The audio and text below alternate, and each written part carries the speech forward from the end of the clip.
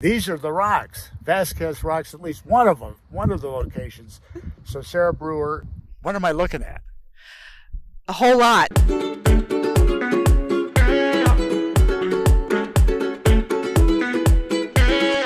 A lot of geologic history, a lot of human history, and a little bit of wind. So, a little bit of wind was played into the picture. So I'm so excited to be here in Agua Dulce at the Vasquez Rocks. This place has more films and TV shows that have been filmed anywhere. And I'm here with Sarah Brewer. And Sarah, tell me about this place. What's going on here? A whole lot. A lot of stuff. This is a really amazing place. I consider it a very magical place. Yeah.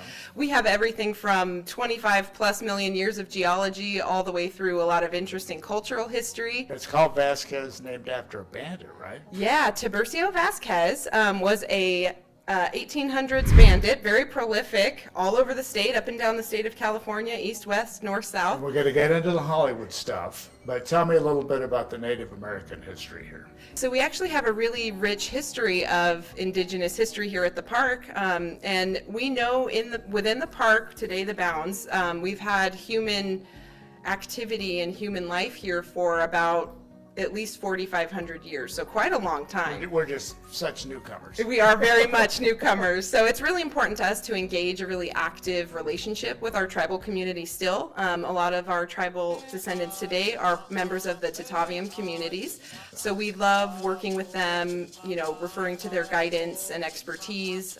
So it's a really special place for us to be able to work, and we're happy that they're, so willing to be able to work with us on a regular basis. And even before their time, how in the heck did these rocks end up doing this out here? Yeah, so you've noticed they're about, at a 50-degree angle, very steep in certain areas. It's interesting, so this used to be... Did you push them that way? I did, I'm really strong, I'm so strong. So about 25 million years ago, this was a kind of a bowl-shaped basin, not a valley, but a basin, and interestingly enough, a lot of sediment and material was eroding down to the bottom from the mountains. We were never under the ocean, never really underwater, but just over time, all of these layers began depositing on top of each other and really compacting like the ones below. Like a big lasagna. Yeah, exactly. That's what we use with kids, to tell them a lasagna, see? With little kids. It's okay. Or a sandwich that gets smashed in your backpack. That's the other one. Perfect. So appetizing. Yeah. But basically, over time, all of these layers turned to stone and they were lithified, and then over time we're in a whole network of fault lines here, not too far from the San Andreas. Right. There's one that actually runs through the park.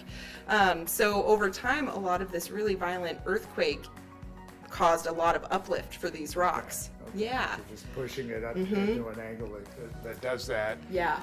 All to be able to make movies eventually. Exactly. And for us to play on.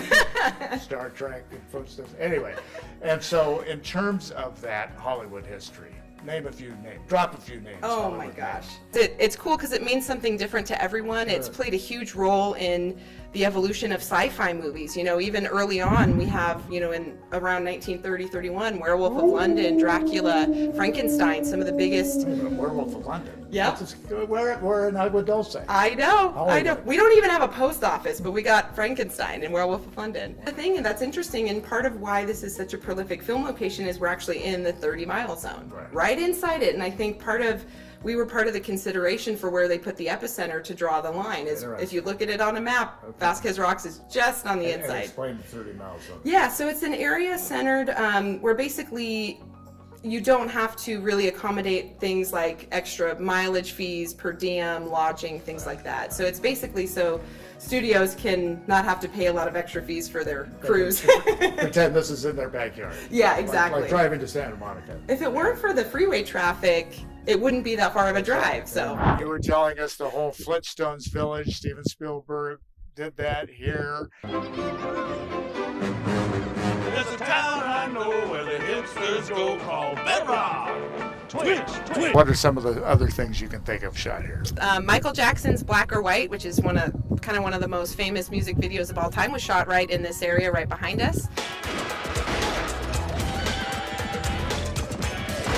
One of my favorite spots is where the Star Trek episode was shot here, which my vintage Star Trek. Facing the captain of the alien ship, weaponless,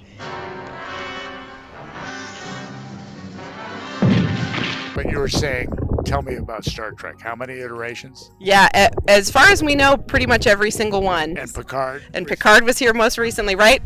Right here. So, and in terms of the Hollywood people being respectful of what they have here, is that a process to educate them?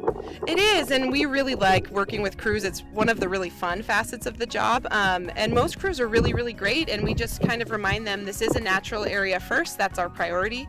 And we work really carefully hand in hand with them to make sure that they can do their project successfully and that we can keep the park looking beautiful. Come down to Agua Dulce. This is a beautiful nature center. I'm Pat Pattison. Thank you, Sarah Brewer.